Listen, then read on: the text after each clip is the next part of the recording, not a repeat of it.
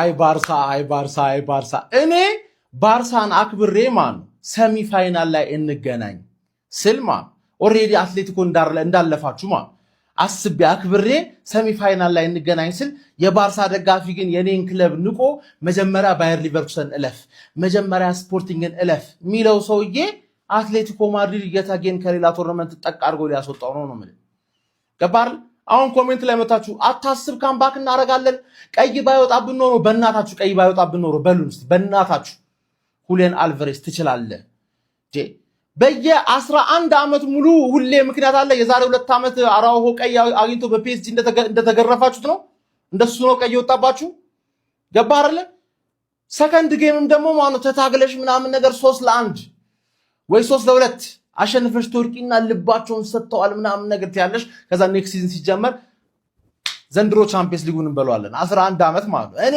አከበርኩ አንተ ናከኝ እኔ ሴሚ ፋይናል ተገኘሁኝ አንተስ ዌር ኢዝ ባርሳ ዌር አር ዩ ለምን የማላት አትዘኛ እንጂ ምርጥ ተጫዋች ነሽ ምርጥ ተጫዋች ገባሽ አይደለ ግን 11 ተጫዋች የሚያስፈልግበት ቶርናመንት ነው አባቴ ስኳድ ነው ቡድን ነው እንደ ቡድን ደግሞ እኔ በጣም አሰጋሻለሁ ማለት በማርቲኔሊና በሴት ፒስ ነበር ማሰቃየሽ በእናትሽ ካምባክ አርጊ ባርሳ ግን ጀሞ ምን አይነት ልባም ቡድን ነው በጣም ልባም የሚለው ራሱ አይገልጹም ምን ሃንሲ ፍሊክ አጫውቱን ቅንጣት ያክል አይቀይርም ቅንጣት ያክል እየተመራ በቀይ ተጫዋች ወጥቶበት ማን እስቲ ጥንቃቄ ልምረጥና እዛ ሜዳ ላይ እጂ ድሪል ሞክር ምናምን የሚል ነገር የለም ሃንሲ ፍሊክና ባርሳ ጋር ወንድሜ በቃ በጀመርኩት መንገድ ጨርሷለሁ ነው ምን ልባምነቱን በጣም ነው ወደድኩለት ማንዬ እንዴት አባቱ ደስ እንዳለ ለማንኛውም ቀጣይ እዚህ ሜዳ ላይ ሄደው እንግዲህ አትሌቲኮ ሜዳ ላይ ምን እንደሚፈጥሩ አያለው እኔ በበኩሌ ባርሳን አላም ነው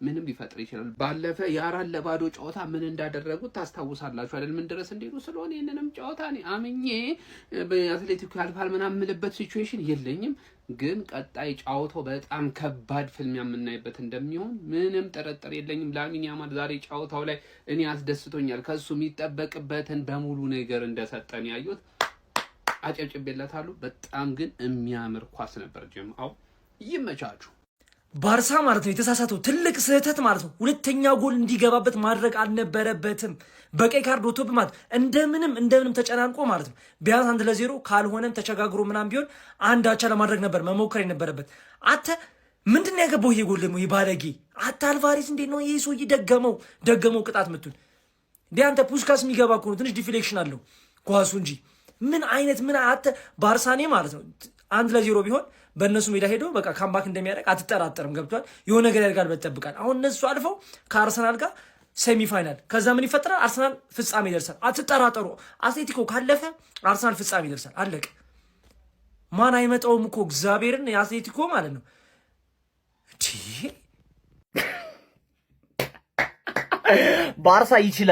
ባርሳ ይችላል በሜዳችን ናሽል አንተ አረበናት እንዴ ያማል እንዴ ይሄ ሰውዬ ጤነኛ አይደለም አልቫሬዝ ምን አንተ ብቻውን እናቴ ትሙት እንዴት 9 ሻምፒየንስ ሊግ ጎል ደርሷል ብቻው ማን ካምፕ ኖ ላይ መጥቶ ተጸዳዳባችሁ እኔ ከራይስ በኋላ ፍሪኪክ ማያ ይመስለኝም ነበር አተ ምን አይነት ቶቢን ነው እንዴ ቅርቅር አረገባችሁ ማን ቀይ ራሱ ነው ቀዩ ራሱ እንዲሰጣችሁ ያደርገው ራሱ ነው የሚያምር ፓስ አድርጎ ማን ሶርሎስ ገባ ሶርሎ ደግሞ ትፈሩታላችሁ በጣም አውሬ አጥቂ ነው ማን ገባና ጠቃደረ ማን አሁንም ተስፋላችሁ እዛ ሄደን ደግሞ 4 እናገባለን በሉ ያማል ቀኑን ሙሉ ተጫዋች ሲያጠፍ ነበር ምንም ኢንድ ፕሮዳክት የለው አንድ ነገር ላይ ፈጠር ዝም ብሎ እኔንም ሲያስጨንቀኝ ምንም ነገር ላይ ያደርግ ማለት ሰከንድ ሊግ ግን አትሌቲኮቹ ለባዶ ማለቅ አልነበረበትም አንድ ብትጨምሩ ፒስ ነበር ሰከንድ ሊግ ባርሳ ያስፈራል ግን ማን ይሄንን ቀልብሶ ካለፈ ይብለው እግዚአብሔር እኔ አርሰናል ነኝ እኔ ብንለቅለት ሙሉ እኔን ቀልብሶ ካለፈ ይብለው የድሃ ቀብራራ ወደ ሰማይ አራ አሮም ሰማይ ላይ ጉም ሰራ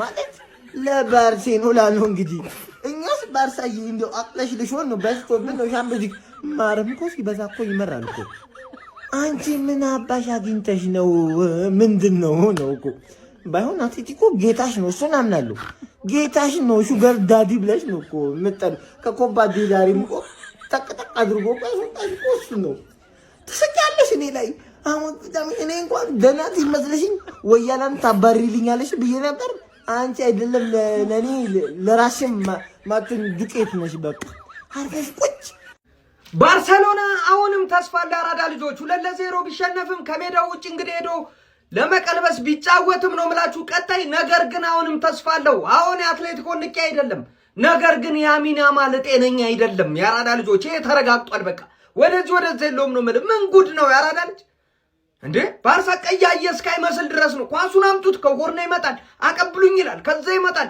ይሞክራል። መከራቸውን ሲያበላቸው ነበር ነው ማለት የአራዳ ልጅ። ለማንኛውም ያለምንም ጥያቄ ጨዋታ ታምር ይኖረዋል ብዬ አስባለሁ። ላይ ቀረብስ ቢችል እንኳን ይጋደላል ባርሴሎና በሜዳው በጎዶሎ ተጫዋች እዚህ ያለ ለፉ በሙሉ ደግሞ ሜዳ አድቫንቴጅ አለው። ነገር ግን ቡድኑ የላማሲያ ውጤት ነው። የሆነ ነገር ተስፋ ልናይ እንችላለን የአራዳ ልጆች ያለምንም ጥያቄ። አትሌቲኮና ግን የአልቫሬዝ ጎል ደግሞ ጤናውን የሳተ ነው። ላሚን ያማል አሳዘነኝ ጋይስ። ዲያጎ ሲሞኔ እጅግ በጣም መልካም የሚባል ውጤትን ከካምፕኑ ይዞ ወደ ሜትሮፖሊታኑ መመለስ ችሏል። በአውሮፓ ሻምፒዮንስ ሊግ ሩብ ፍጻሜ የመጀመሪያ ዙር ጨዋታ ባርሴሎና በካምፕኑ በዲያጎ ሲሞኔ አትሌቲኮ ማድሪድ 2-0 ሽንፈት ገጥሞታል። በዚህ ጨዋታ ላይ ባርሴሎናዎች ፈርስት ሃፍ ሙሉ በሙሉ ቁጥጥር ነበራቸው። ኦልሞስት ሙሉ ጨዋታውም የበላይነት ነበራቸው ማለት ይቻላል። ቀይ ካርድ ሞቶባቸው ማለት ነው። ነገር ግን 44ኛው ደቂቃ ላይ ብልጫ በነበራቸው ሰዓት ላይ ከአትሌቲኮ ማድሪዶች የመጣን ካውንተር አታክ የመጨረሻ ሰውን ዩሊያን ሲሞኔ ላይ እንግዲህ ፓው ኩባርሲ ጥፋት በመስራቱ በቀይ ካርድ ከሜዳ ወጥቶ ነበረ። ከዛም የተገኘችውን ቅጣት ምት በአትሌቲኮ ማድሪድ በኩል ዩሊያን አልቫሬዝ በግሩም ሁኔታ ወደ ጎልነት በመቀየር አትሌቲኮ ማድሪድን ቀዳሚ ማድረግ ችሎ ነበረ። ከዛ በኋላም ከሰከንድ ሃፍ በኋላ የባርሳ ተጫዋቾች ቁጥር ማነስና በአትሌቲኮ ማድሪድ ተጫዋቾች ቁጥር ብልጫ መወሰዱ በጣም ጎድቷቸው ነበር። ያም ቢሆን ግን ከማጥቃት ወደ ኋላ አላሉም ነበረ። ለማጥቃትም ጥረት ሲያደርጉ ነበር ከጥንቃቄ ጋር ማለት ነው። ነገር ግን አትሌቲኮ ማድሪዶች በሌላ ካውንተር አታክ በሶሎርዝ አማካኝነት ተቀይሮ በገባው ተጫዋች 7ኛው ደቂቃ ላይ ተጨማሪ ጎል አግኝተው 2-0 ጨዋታውን ድል በማድረግ መልካም የሚባል ውጤትን ወደ ሜትሮፖሊታን ይዞ መመለስ ችሏል። በእርግጥ ባርሳ ጎሎችን በማስቆጠር የሚታማ አይነት ቡድን አይደለም። ነገር ግን አትሌቲኮ ማድሪድ በየጊዜው ከባርሴሎና ጋር በሚገጥምባቸው ጨዋታዎች ላይ ራሱን እያሻሻለ እንደመጣ እያስመለከተን ይገኛል።